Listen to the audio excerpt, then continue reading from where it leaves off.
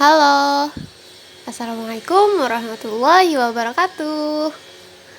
Di sini kami mau menjelaskan mengenai observasi dan jenis-jenisnya. 1.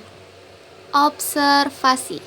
Nah, kalian pasti bertanya-tanya, apa sih yang diamati dalam observasi? Nah, di dalam observasi itu yang perlu kita amati yang pertama yaitu perilaku verbal. Perilaku verbal ini contohnya adalah bagaimana subjek yang kita amati berbicara. Apakah dia berbicara dengan nada tinggi atau nada rendah? Nah, itu termasuk intonasi. Atau bisa juga kita amati apa logat yang digunakan oleh subjek. Yang kedua ada perilaku nonverbal. Nah, perilaku nonverbal ini berbeda dengan perilaku verbal tentunya ya. Yaitu perilaku yang tidak berhubungan dengan bagaimana subjek berbicara.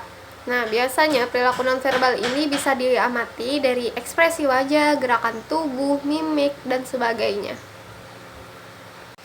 Kemudian yang ketiga itu ada mengenai peristiwa atau kejadian. Misalkan nih, kalian melakukan observasi di pinggir jalan. Kalian bisa mengamati di jalan itu apakah ada kejadian atau peristiwa. Misalkan nih ada peristiwa kemacetan ataupun ada peristiwa demonstrasi di tengah jalan situ.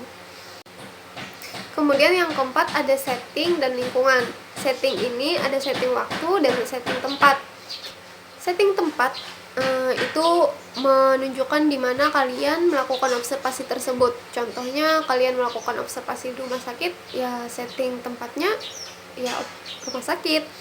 Kemudian setting waktu yaitu menunjukkan kapan kalian melakukan observasi, misalkan pagi, siang, atau sore. Atau bisa juga kalian menuliskan pukul atau jam berapa kalian melakukan observasi tersebut. Kemudian ada yang namanya lingkungan fisik.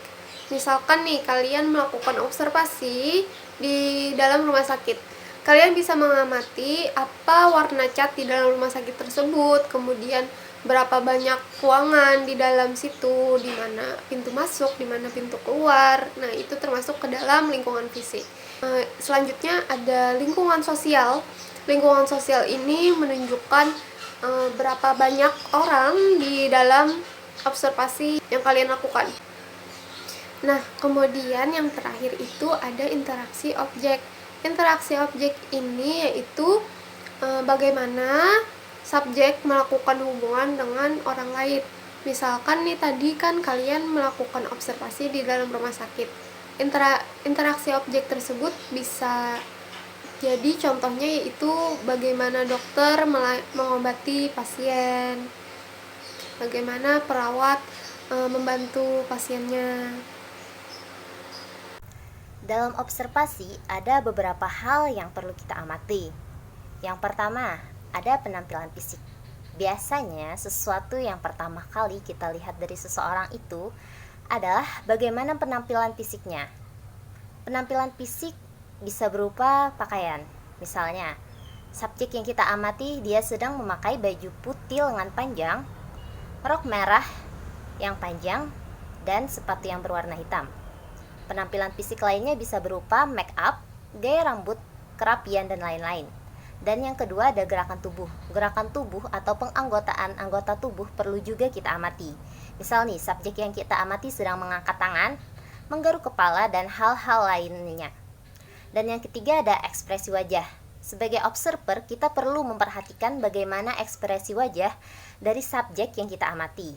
Contohnya, ketika ia mengerutkan dahi, itu bisa menandakan marah ataupun ia heran. Ekspresi ketika ia mengeluarkan air mata, mengangkat kedua sisi bibir, dan lain-lain. Dan yang keempat ada pembicaraan. Pembicaraan yang dimaksud ini adalah apa saja yang diucapkan dan dikeluarkan oleh subjek yang kita sedang teliti. Dan yang kelima ada reaksi emosi. Itu seperti bagaimana anak bereaksi ketika ia dipukul. Apakah ia akan melakukan hal yang sebaliknya atau hanya akan mengeluarkan air mata. Dan yang keenam, aktivitas yang dilakukan. Misalnya, ia sedang apa, dengan siapa, di mana, dan lain sebagainya. Syarat-syarat observer yang baik. Yang pertama, memiliki alat indera yang baik. Yang kedua, adanya minat dan kesediaan melakukan observasi. Yang ketiga, mengerti latar belakang tentang materi yang akan diobservasi. Yang keempat, mampu memahami kode-kode atau tanda-tanda tingkah laku untuk membedakan tingkah laku yang satu dengan yang lain. Yang kelima, membagi perhatian dan memusatkan perhatian. Yang keenam, dapat melihat hal-hal yang detail. Yang ketujuh, dapat mereaksi dengan cepat dan menerangkan contoh-contoh tingkah laku secara verbal atau non-verbal. Yang kedelapan, menjaga hubungan antar observer dan observi. Dan yang terakhir, observer sebaiknya bersikap netral dan bebas prasangka serta tidak mengambil keputusan. 2. Jenis-jenis observasi. Yang pertama yaitu observasi partisipan. Poin penting dari hal ini adalah yang pertama, observer terlibat secara langsung terhadap perilaku subjek yang diteliti.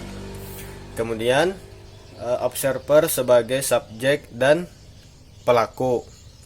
Yang ketiga, bersifat eksploratif. Lanjut, jenis yang kedua yaitu observasi non-partisipan. Poin pentingnya adalah observer tidak terlibat dalam kegiatan. Yang kedua, observer hanya sebagai penonton. Kemudian, yang ketiga yaitu observasi obtrusif. Metode yang melibatkan lingkungan sosial. Nah, biasanya menggunakan wawancara, kuesioner, eksperimen, dan tes. Yang keempat yaitu observasi unobtrusif, yaitu metode yang sama sekali tidak merubah perilaku natural dari subjek. Biasanya menggunakan media digitalisasi atau rekaman jejak hidup dari subjek dan lain-lainnya. Kemudian kita masuk ke dalam observasi eksperimen. Observasi eksperimen adalah observasi yang dilakukan dengan cara mengendalikan unsur-unsur penting ke dalam situasi yang telah ditentukan. Tujuannya yaitu untuk mengetahui apakah perilaku yang muncul benar-benar disebabkan oleh faktor yang telah dikendalikan atau dimanipulasi sebelumnya. Nah, karakteristik observasi eksperimen ini ada 3. Yang pertama, subjek atau observi dihadapkan pada situasi perangsang yang dibuat seragam atau berbeda. Kemudian yang kedua, situasi dibuat sedemikian rupa untuk memunculkan variasi perilaku atau perbedaan perilaku.